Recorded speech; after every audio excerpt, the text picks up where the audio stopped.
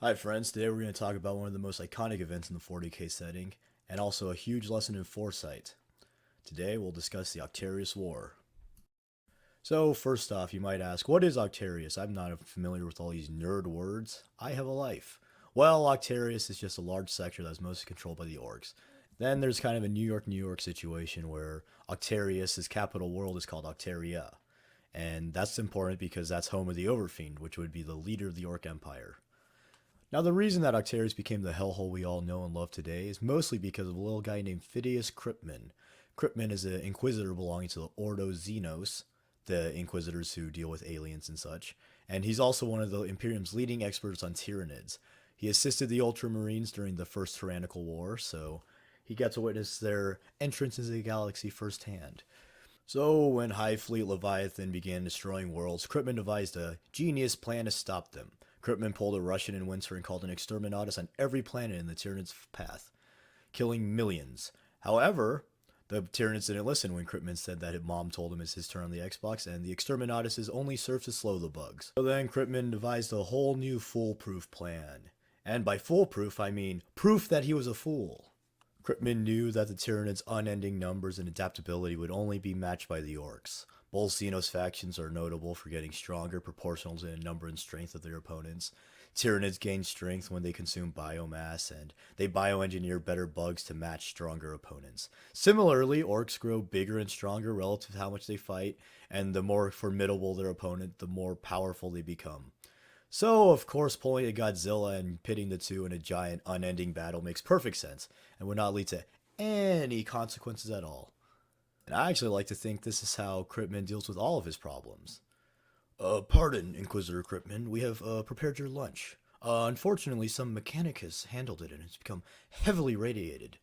Oh, that's quite alright.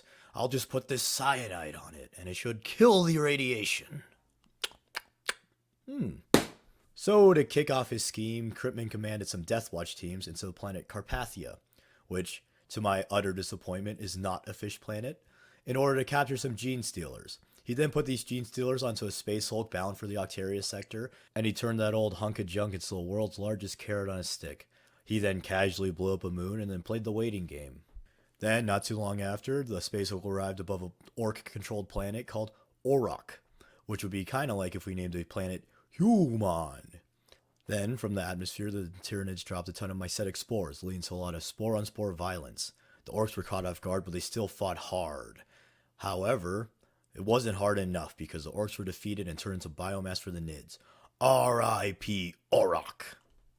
So due to Phidias' fiddling, the orcs and the Nids became the ultimate power couple, where they both empower each other and elevate their partner to new heights, effectively making Krypton the ultimate matchmaker. Other than the constant abuse and violence they to inflict on each other, of course. So with that, Octarius became a ticking time bomb in which the winner of the war will be a mega-powered menace, ripe to, in technical terms, wreck shit. The Tyranids continue their process of dropping spores, dropping orcs, and taking biomass throughout the sector. However, the orcs began to fare a little bit better, putting the Nids in a near stalemate since the orcs and Nids were producing troops at nearly the same rate and at a nice average KD ratio. Along with the main combatants, other factions also joined in hopes to third-party the hordes and get an easy vicroy. Khorne forces closed in to capitalize on the bloodshed, Imperials felt they needed to at least try to fix Kryptman's blunder, and other factions fought to prevent future catastrophes. With that being said, the orcs actually did start to secure some big victories despite their rough start. The orc Overfiend was able to kill a swarm lord, and then Cool Kid Gaskell came to the party and brought it back to life. However, the party was short-lived as Gaskell's ADHD fired off, and he decided there weren't enough chicks at this party, chicks being new and interesting enemies to fight, so he left to seek other new and interesting enemies to fight. Then it became even worse when the Hive Mind made a bigger and badder Swarm Lord and went round 2 with the Overfiend. Unfortunately for the Greenskins, the Overfiend was bested this time, and his cunning brain was brutally eaten. Afterwards, the Orc pulled a 12th century Catholic, where a bunch of war bosses claimed themselves to be a new pope, Overfiend, and this inevitably led to Orc infighting. The Orc infighting allowed the Tyranids to get the upper hand once more, and with that, they were pretty much able to win the war. Now Leviathan is bigger and badder than ever, and they even got a starter box with the Ultramarines, perhaps one of the biggest honor in all of 40k. Even more surprisingly, they actually beat the Ultramarines at the Battle of Akram for the 10th edition campaign, and if that doesn't show their newfound power, then I don't think anything will. And with that, this has just been a really short look at one of the most interesting events in 40k. I really encourage you reading some of the books or looking more into the lore if that so interests you.